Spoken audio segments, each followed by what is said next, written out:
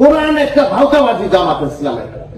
Madam স্টেজে যাবেন, ওই সময় ম্যাডামের ওই সময় ভোরবেলা ফজরের নামার সময় যে দেখবেন যে তারা দখল করে স্টেজ সামনের কাতারে সব দখল করে আছে, বিএনপিদের কোনো পাত্তা ছিল না।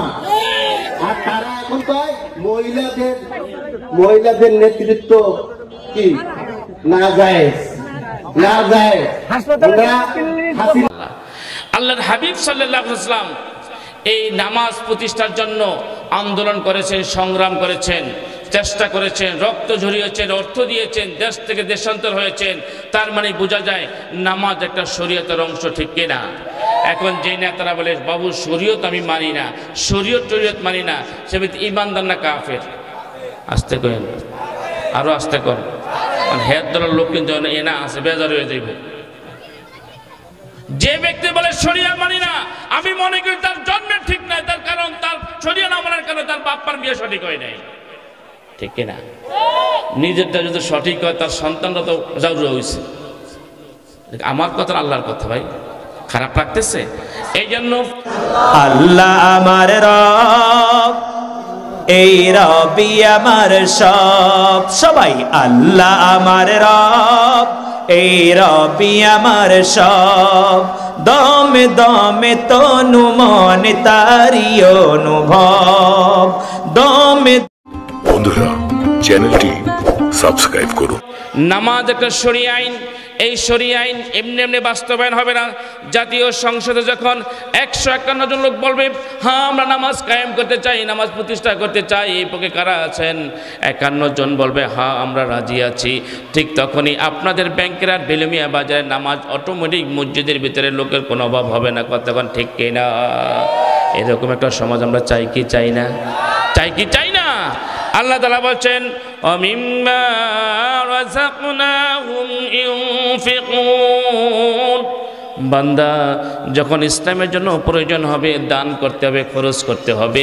এটা তোমার দেওয়া টাকা নয়। মিম্মা রাযাকনাহুম ইউনফিকুন, খরচ করবা আমি যে টাকা তোমাদের দিয়েছি সেখান থেকে। চিল্লায় বলেন সুবহানাল্লাহ। মাহফিলের জন্য টাকা চায় কি চায় না? খরচ দেওয়া লাগে কি লাগে না? এবার যখন আবু বকর স্যারে গেছে, কেউ চাচা আপনার নামে 1000 টাকা দিয়েছে, ব্যবসা লইছে, ব্যবসা লইছে, সবখানে ওয়াজ বলে কি বলে না? আরে ভাই তাফসীর মাহফিল থাকার কারণে সমাজের অনেক অসঙ্গতি, অপসংস্কৃতি বন্ধ হয়েছে। কত ঠিক কিনা? আর নচেত কুকুরের মতো যে আচরণ কুকুর করে রাস্তাঘাটে, এই দেশের যুবকরা, এই দেশের নেতা নেত্রীরা একসাথে খারাপ আচরণ করতো। কত ঠিক না বেঠে? এই জন্য মসজিদের জন্য, মাহফিলের জন্য, ইমামের জন্য, মুয়াজ্জিনের জন্য, দিন প্রতিষ্ঠার জন্য যখনই আপনার কাছে সাহায্য চাওয়া হবে আপনি বলবেন আলহামদুলিল্লাহ, আমার যা অর্থ আছে সেখান থেকে আমি দান করব, কোনো ধরনের আমি সংশয় সন্দেহ করব না। কতক্ষণ ঠিক কিনা? তার কারণ এই টাকাটা কি আপনার না? আপনার মতো আমার মতো বহু মাহবুব, বহু সলিমুদ্দি কলিমুদ্দি লঞ্চ গাড়ে, বাস স্ট্যান্ডে, রাস্তাঘাটে বস্তা গাড়িতে হইয়া রয়েছে। কথা কন না, শিয়ার হয় নাই? তার থেকে আল্লাহ তাআলা আপনাকে আমাকে ভালো রেখেছেন। আমার ব্রেন্ডের ভিতরে কোটি কোটি কোটি সেল আল্লাহ দিয়েছেন, এই সেলগুলো সুস্থ রেখেছেন। এখন একটা জিনিস চিন্তা করেন, অনেক মানুষ দেখবেন যে ব্যাংকের বাজারে একটা চা খেয়েছেন, ভ্যালুমিয়া চা খেয়েছেন, হঠাৎ করে শুনছেন যে আয় হায় অমুক আলাদারে নাই। হঠাৎ খবর আইয়ে না? কালকে বিকালে একসাথে বাজার করছি, সকালে সংবাদ এসেছে অমুক আলাদারে নাই, অমুক পণ্ডিতে নাই, অমুক মুন্সিয়ে নাই। খবর আইয়ে না? কি হয়েছে?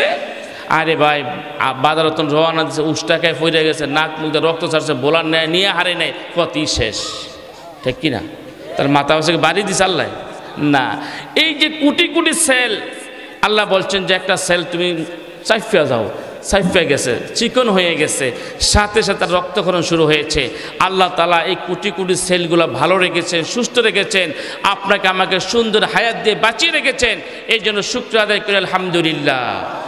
এই সুস্থ রাখার কারণে আমি যে কামাই করতেছি, ইনকাম করতেছি, চাকরি বাকরি করতেছি, কৃষিকাজ করতেছি, ব্যবসা বাণিজ্য করতেছি, তার থেকে যে আয় রোজগার আসে আল্লাহ বলেন সেখান থেকে তুমি দান করো। আর নচেত তোমার মতো সলিমুদ্দিরে আমি ঘরে শোয়ে রাখতে পারতাম, পারতো কি না? এই জন্য আল্লাহ তাআলা বলছেন ومما رزقناهم ينفقون। আমাদের সিদ্ধান্ত নিতে হবে সামনের দিকে যতদিন মাহফিলের জন্য হোক, মসজিদের জন্য হোক, দিন প্রতিষ্ঠার জন্য হোক, একামত দিনের জন্য হোক, যেখানে দান চাওয়া হবে ঠিক নিজ ইচ্ছায় স্বইচ্ছা আমরা তাদের দানটা পৌঁছে দেব, যাতে করে কেশিয়ার বাইতুল মাল সম্পাদক আমার বাসায় আসা না লাগে। কতক্ষণ ঠিক নেবে ঠিক। আল্লাহ তাআলা বলছেন والذين يؤمنون بما أنزل إليك وما أنزل من قبلك। সম্মানিত ভাইরা, আল্লাহ তাআলা বলছেন ঈমানদার তারা যারা পিছনের যত আসমানি কিতাব নাজিল করা হয়েছে সমস্ত আসমানি কিতাবের উপর তারা ঈমান আনবে, বিশ্বাস করবে। অবিল আখিরাতি হুম ইউকিনুন, এবং পরকালের উপরে তারা বিশ্বাস করবে। এটা হচ্ছে আজকের আলোচনার মূল বিষয়, মুত্তাকি বান্দার বিষয়। আমরা যে কথাগুলো বললাম এই কথাগুলো কোত্থেকে বলেছি? একটু আস্তে কোন সবাই বলেন, আরো জোরে।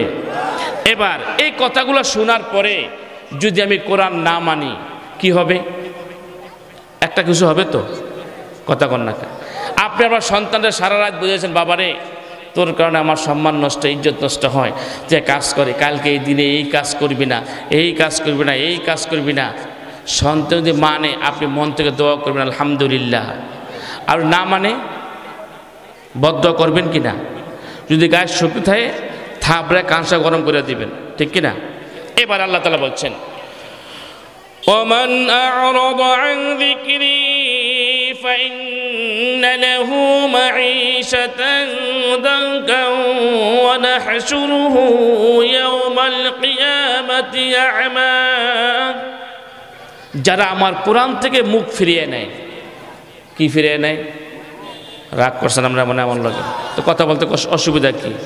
চিল্লাই আমরা হবা না একটু কইতে পারবেন না আপনারা? কথা কন না কা? যারা কোরআন থেকে কি ফিরিয়ে নেয় মানে কি? মুখ ফিরেন মানে কি? মানি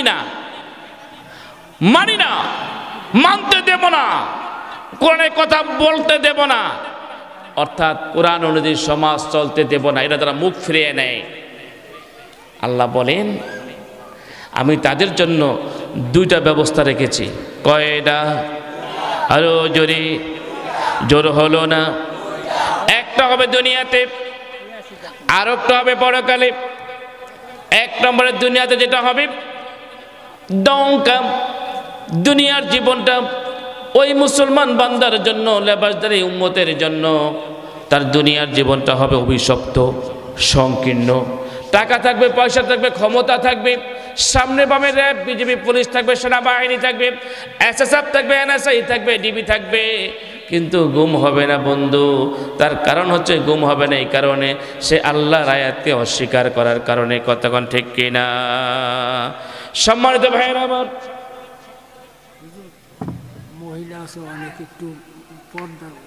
মহিলারা পর্দার দাম মতন ভালো বোঝো। পর্দা আওয়াজ আপনাকে ইমাম সে কম করছে, রাগেন না আবার। আপনাকে ইমাম সে পর্দার আওয়াজ কম করছে। আপনি জানেন এরশাদ চাচার মতন যখন রং লাগান না হইব তত মতো পর্দার আওয়াজে সমাজ পরিবর্তন করতে পারবেন না। কথা বোঝেননি? মুরব্বী আমরা শুনছি, আমরা দেখিনি এরশাদের আইন। এরশাদ বলছে টায়ারের উপর দিয়ে টিউব দেখা গেলে হালকাত্তা লাগাই দাও। মনে আছে নি আপনাকে? কথা কয় না, তারা কথা কয় না। মনে আছে 2001 সালে যৌথ বাহিনী বাংলা স্কুলের মোড়ে যখন ভোলা কলেজে দুজন ছাত্রীকে ধরে গলার চেইন বিক্রি করে, আমি নিজে প্রত্যক্ষদর্শী সাক্ষী, স্বর্ণকারের কাছে গিয়ে সেই চেইন বিক্রি করে দুটা বোরকা কিনে দিয়েছে, হেজাব কিনে দিয়েছে, বাকি টাকা তার কাছে পৌঁছায় দিয়েছে। ভোলা কলেজের সকল ছাত্রীরা বোরকা পরে কলেজে যেতে বাধ্য হয়েছে। আমি পাও দরিয়া ওয়াজ করিয়া মা গো, খালা গো, বুঝা গো, কোনো লাভ নাই। বাড়ি ছাড়া, মুগুরের বাড়ি ছাড়াই জাতি পরিবর্তন হবে না। সম্মানিত ভাইরা আমার, রাগ করছেন না? তারপর দরকার মাগো তোমার কবরের জবাব তুমি দিবা। তোমার কারণে তোমার বাবা আজকে আসামি হয়ে যাচ্ছে, তোমার কারণে তোমার স্বামী আসামি হয়ে যাচ্ছে, তোমার কারণে তোমার সন্তান আসামি হয়ে যাচ্ছে, তোমার কারণে তোমার বড় ভাই আসামি হয়ে যাচ্ছে, ঠিক না? এই জন্য তোমার এত সুন্দর দেহটাকে আল্লাহ তাআলা এত সুন্দর উপঢৌকন দিয়ে সাজিয়ে দিয়েছেন। কেন? তোমার মূল্য অনেক বেশি। আপনি চায়ের দোকানে যান, একটা কলা যদি দোকানদার মনে করে কাস্টমার সিরা খাইতে কষ্ট হইব, আমি একটু উপকার করি, কি কলাটা মানে শুনলা অর্ধেক থুয়া দিচ্ছেন। দোকানদার যে হিসাবে কলা কত কয় 5 টাকা, কত বলা কলা আমি মাগনও খাম না, কারণ এর মধ্যে মাছি বইছে, কি ঠিক কিনা? মাছি বইছে, ফিফড়া ডাকছে, ময়লা পড়ছে, তুই তো মাগ না তো সহ খাম না, কারণ এই কলা খেলে আমার ডায়রিয়া হইব, ঠিক না? আর একটা সবচেয়ে ছোট কলা ধরেন বাংলা কলা, দেখতে ভালো দেখে না, কিন্তু আপনার প্রয়োজন, এটা সুন্দর ইনটেক সরার লগে লাগানো, বা এটার দাম কত 10 টাকা লাগবো আমার, এটা আমি কিনতে বাধ্য, ঠিক কিনা? ঠিক একই রকম মা, তোমার যৌবন এত দামি, এত দামি, এত দামি, তুমি যদি 5টা কাজ করো, 5টা কাজ যদি তুমি করো, জান্নাত তোমার জন্য ওয়াজিব হয়ে যাবে। এই জন্য মাদের পর্দা করার পাশাপাশি একামতে দিনের বোনেরা যেখানে যেখানে কোরআনের তালিম দিচ্ছে, আপনার স্ত্রীকে, আপনার মেয়েকে, আপনার পুত্রবধূকে খুঁজে খুঁজে ওই জায়গায় পাঠিয়ে দেন, ওই বাড়িতে পাঠিয়ে দেন, অটোমেটিক আপনার স্ত্রী, আপনার পুত্রবধূ, আপনার মেয়ে পর্দা করতে বাধ্য হবে, ঠিক কিনা? যতক্ষণ তাদের হাতে কোরআন না দিবেন ততক্ষণ মতো আপনি ওয়াজ করিয়া কোনো পরিবর্তন করতে পারবেন না। কোরআন হচ্ছে একটা অ্যান্টিবায়োটিক, মহা অ্যান্টিবায়োটিক, ঠিক কিনা? এই ভাইরাস যখন কাটবেন কোরআন দিয়ে, আপনার মেয়ে পর্দা করতে বাধ্য হবে ইনশাআল্লাহ। এই জন্য যেখানে যেখানে মহিলাদের সংগঠন আছে, মহিলারা কোরআনে তালিম করে, সেখানে সেখানে আপনার মেয়েকে, আপনার স্ত্রীকে পাঠিয়ে দেবেন, পারবেন ইনশাআল্লাহ। সম্মানিত হাজিরিন, আসুন, যারা কোরআন মানে না তাদের শাস্তি কয়টা ভুলে গেছেন? কয়টা? একটা দুনিয়াতে, একটা আখেরাতে। দুনিয়াতে কি দঙ্কা, আল্লাহ তাআলা সংকীর্ণ করে দিবেন, আরাম নিয়ে যাবে, আয়েশ নিয়ে যাবে, সম্মান নিয়ে যাবে। দেখবেন সমাজের কিছু মানুষ আছে কোরআনের কথা শুনলেই বাধা দেয়, মানুষ ডরে সালাম দেয়, সালাম দেয় কিনা? সালাম না দিলে তো ভেজাল, আবার তার নামে কিন্তু মামলা হইব, এরকম লোক আছে না নাই? এই জন্য সালাম দেওয়া ঠিক হবে না, বিপদ কাটাই দিছে। পিছনে গেলে গাইল নেয়, সম্মান আছে। ছেলে একদিকে, মেয়ে একদিকে, স্ত্রী একদিকে। ছেলের নাম বুলেট, গ্যানেট, রকেট, সারাদিন খায় টাইগার আর আজেবাজে যা আছে। ছেলের চিন্তায় ঘুম নাই, মেয়ের চিন্তায় ঘুম নাই, সম্পদের চিন্তায় ঘুম নাই। তার কারণ কি? সে দুনিয়ার জীবনে কোরআনকে নিজের জীবন হিসাবে গ্রহণ করে নিতে পারে না। এরকম লোক সমাজে আছে না নাই? আবার ঠেলেওয়ালা, দিন মজুর, কৃষক, জেলে সামান্য বেতনে চাকরি করে, দিন শেষে মোটা চাউল নিয়ে যায়, লাল চাউল নেয়, মোটা আটা, লাল আটা নিয়ে যায়, বাড়ি নিয়ে বৌরে দেয়, শাক নেয়, ডাইল নেয়, কোনো রকম খায়। খায়া এমন একটা ঘুম স্বামী স্ত্রী দেয়, নাকের ডাকের চোটে কোকো লঞ্চের সাইলেন্সার ফেল হয়ে যায়, আছে না নাই? ঢাকার লঞ্চে যে আওয়াজ দেয়, দেখবেন যে ওই বাড়ির পাশ দিয়ে আটবেন, এইভাবে আওয়াজ হয়। কি ঘটনাটা কি?